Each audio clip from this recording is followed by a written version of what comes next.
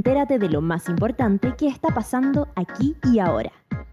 8:36. El desconcierto se sube a la radio y estamos, por supuesto, analizando, debatiendo, conversando sobre distintos hechos y, bueno, sin duda, uno de los más relevantes y que va a seguir teniendo efecto en el curso de los próximos días.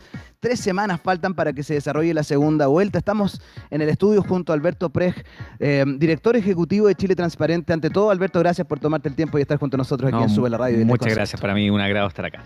Bueno, lo anunciábamos antes de la música, antes de escuchar a Javier Amena, estos análisis que uno puede hacer para llegar a entender cuál es el éxito o las razones que generan el éxito de Bolsonaro, Jair Bolsonaro en la primera vuelta con un 46%, mucho más de lo que incluso se esperaba, con una distancia con Haddad que es importante, que pueden sumar al análisis como derivada. Uno es el hartazgo de la ciudadanía, Alberto, con el PT y por lo que el PT implica en términos como imagen de corrupción, en fin. ¿Cuál es el análisis que tú haces justamente de los factores que llevaron al éxito de Jair Bolsonaro ligados a la corrupción y todo lo que ocurre en ese ámbito?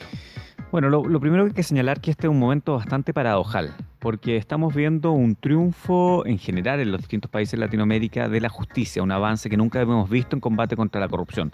Lo estamos viendo en el caso peruano, lo estamos viendo en el caso brasilero, que ha logrado condenar no solamente a políticos del PT, empresarios de derecha, políticos de derecha también. O sea, esto fue bastante transversal. La Fuerza de Tarea de Lavallato, lo que ha hecho el juez Moro.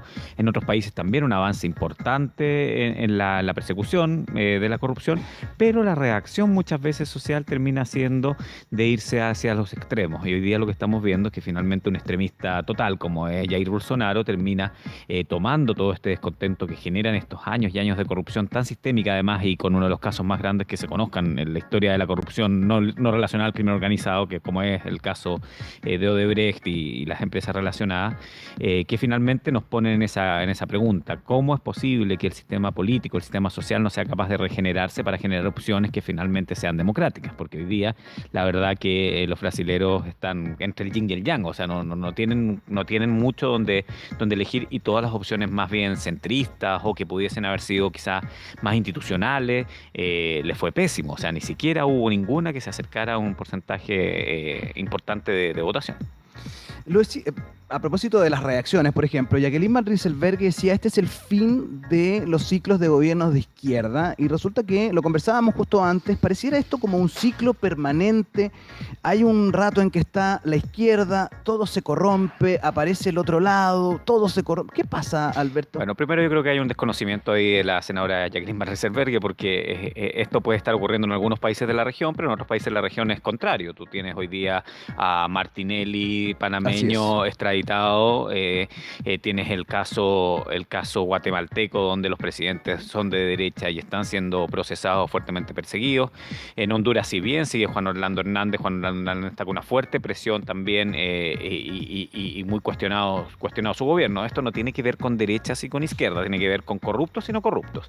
Lo que pasó en este caso, efectivamente, la maquinaria del PT se alió con la maquinaria económica en su momento, con fines políticos, pero también con fines económicos, que finalmente terminaron corrompiéndolo todo, y esto se termina descubriendo. Así que yo no creo que haya un término de ciclo de aquí de uno por otro, porque no sabemos con qué nos vamos a encontrar con Bolsonaro. Por lo pronto nos vamos a encontrar con un discurso muy incendiario, pero una persona que tiene esos discursos, por ejemplo, de trato a los derechos humanos, de no respeto a los derechos humanos, a mí me causa profundas dudas de que pueda tener también algún respeto a los valores de la honestidad, de la no corrupción y de otro tipo de cosas.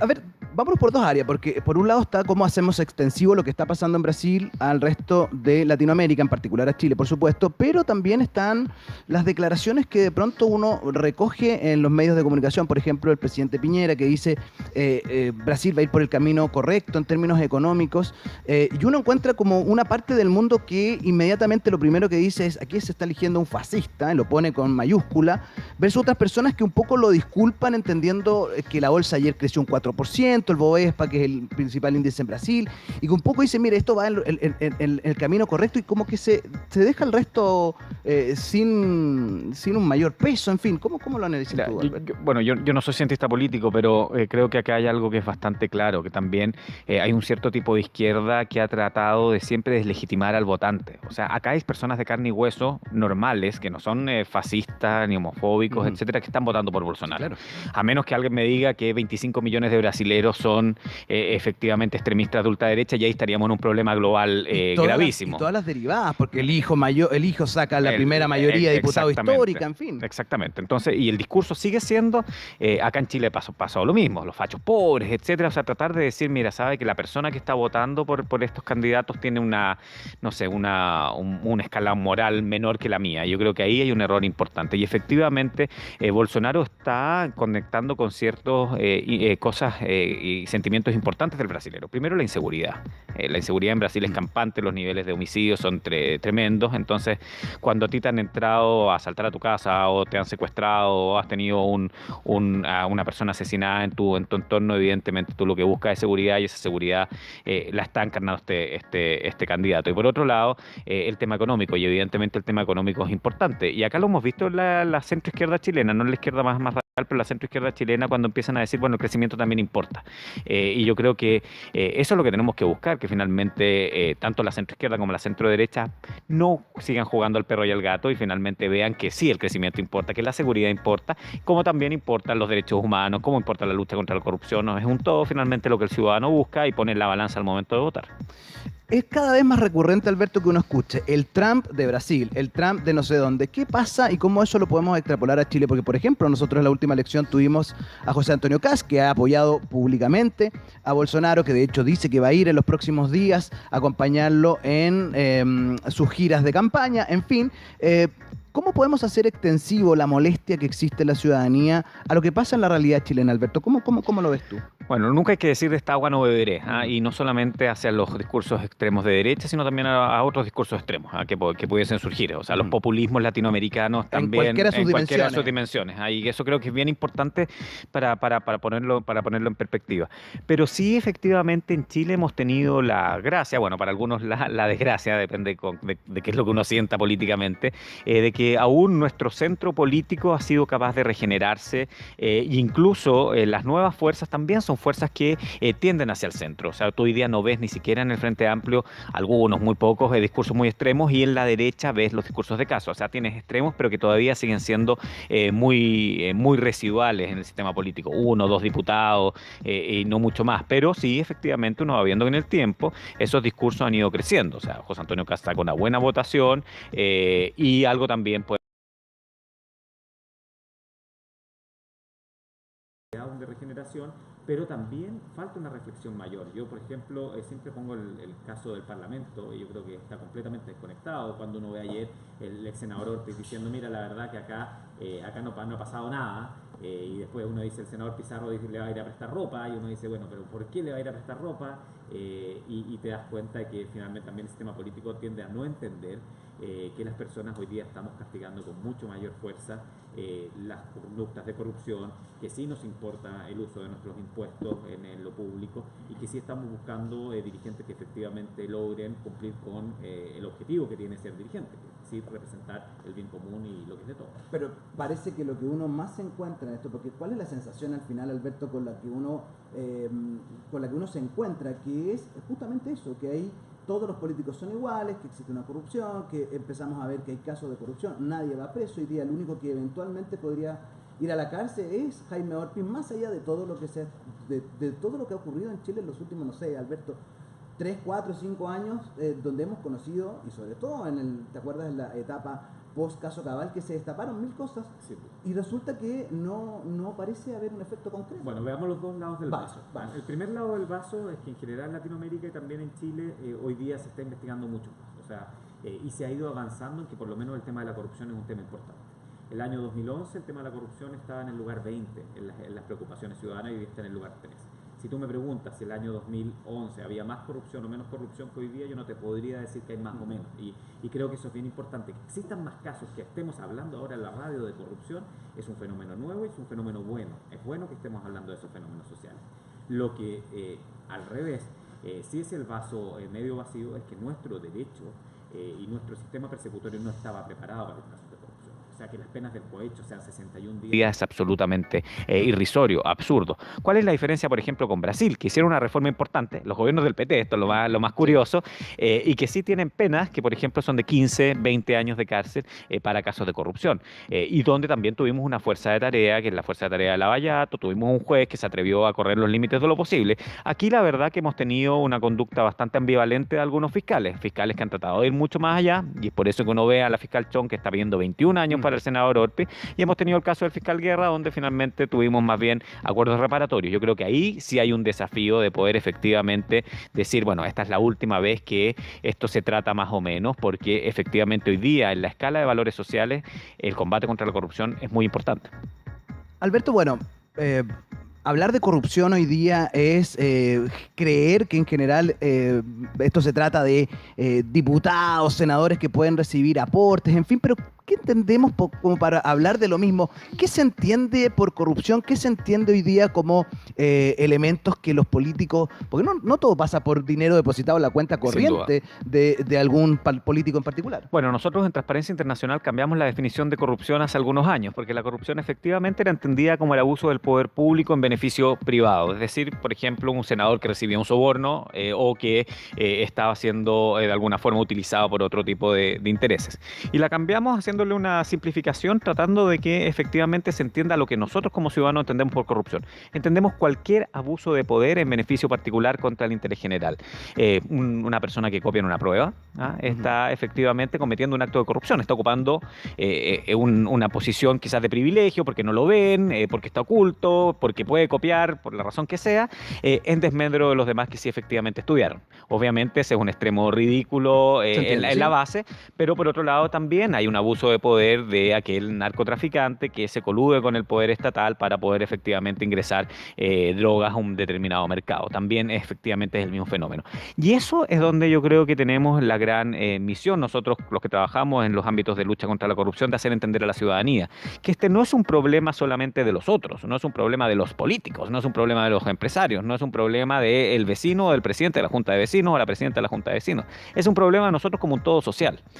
Nosotros toleramos en nuestras conductas diarias muchísimo la corrupción y sin darnos cuenta. Te puedo contar un ejemplo quizás absurdo, pero muy pedestre. Ayer una amiga me dice, oye, estoy chata porque las amigas de mi hermana siempre me están pidiendo hacer los ensayos para la universidad y me pagan. Y la verdad que ya estoy aburrido porque tengo mucha pega. Y digo, pero eso es corrupción. O sea, finalmente tú le estás haciendo la pega a otro, te están pagando por eso y ella va a presentarlo con su nombre y finalmente va a haber un engaño ahí. Chuta, nunca lo había pensado de esa forma. O, por ejemplo, la gente que entregaba boletas o que en el supermercado pide facturas para el asado del fin de corrupción. Y por supuesto, mientras más hay poder, evidentemente el daño es mucho mayor. Y por eso el daño de un político corrupto, de un empresario corrupto, es mucho mayor que el de un individuo corrupto. Siempre los chilenos tenemos la autopercepción de que no somos un país corrupto, pero resulta que a medida que vamos conociendo casos nos damos cuenta que no estamos muy lejos de otros. ¿Cuál es tu percepción de nuestra realidad respecto a la... Se ríe, Alberto. ¿Cuál es tu percepción respecto a nuestra realidad? Sí, lo que pasa es que creer que un país es corrupto o no es corrupto es casi renegar de lo que es el ser humano. Si uno tomara la Biblia como un libro histórico, no como un libro religioso, uno ve que hasta Génesis 2, 3 andaba todo súper bien, pero hasta que se metió el hombre, esto empezó a embarrarse y tenemos la manzana, Caín y Abel, Sodoma y Gomorra, y de ahí todo en adelante es corrupción, hasta el Apocalipsis habla de la corrupción. Entonces, evidentemente, esto es algo que nos acompaña en el ser humano, y lo explican las religiones, lo explican los filósofos, lo explica la sociología, etc. Y evidentemente nosotros somos un país donde nuestros niveles de corrupción son los niveles de corrupción de los seres humanos con las tentaciones que tienen los seres humanos. A mayor nivel de tentación o de oportunidad en que tú vas a sacar una ventaja siendo corrupto, evidentemente tu tentación para cometer ese acto de corrupción va a ser mayor. Y aquí efectivamente lugares donde las reglas del juego no están claras, donde los desincentivos y incentivos no están claros y por ende se cometen actos de corrupción. Por ejemplo, vamos nuevo a casos solamente para ejemplificar, la evasión del Transantiago o el colarse en una fila. ¿Por qué tú lo haces? ¿Ah? Porque bueno, no existe control, porque las multas sabemos que nadie las paga, etcétera, etcétera. ¿Qué pasa con un político que se financia ilegalmente? Bueno, no, esto no es cohecho, todos lo hacen, etcétera. Un empresario que se colude, no, acá no va a pasar nada. Entonces, evidentemente, ese juego de incentivos y desincentivos es lo que promueven que los países sean más o menos corruptos. En el caso chileno, si lo ponemos en ranking, evidentemente nosotros podríamos decir que somos los mejores de la segunda división mundial.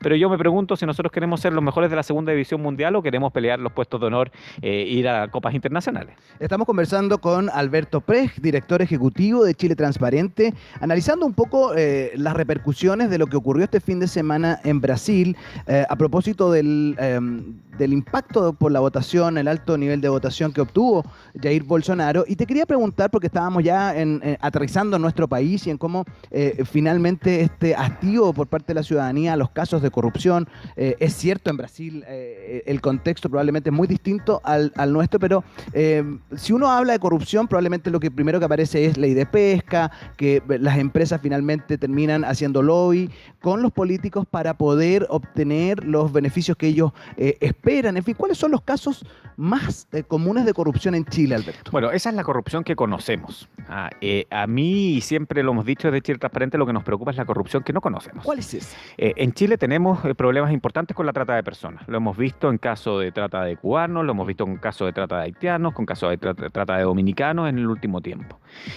Claramente, para que haya trata de personas, para que ingresen ilegalmente, tiene que existir en alguna parte una colisión entre el poder público y esas bandas, porque si no, estaríamos hablando que estamos en un país demasiado inseguro y a mí me daría mucho susto que efectivamente no tengamos ningún tipo de control en nuestras fronteras.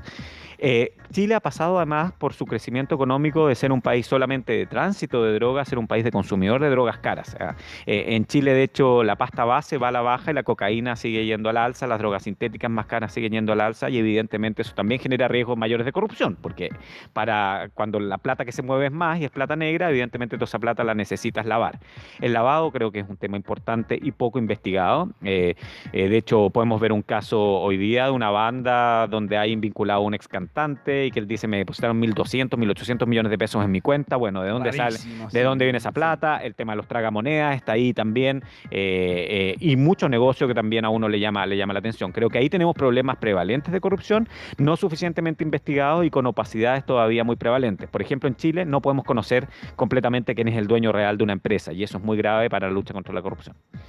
Alberto Prech, muchísimas gracias por haberte tomado el tiempo, por habernos ayudado un poco a entender cómo se extiende finalmente el caso de Jair Bolsonaro justamente a también nuestra propia realidad. Muchísimas gracias y éxito en todo. Muchísimas gracias. Bueno, nosotros vamos a ir a escuchar algo de música. Lo que sigue es Alex and Banter. Esto es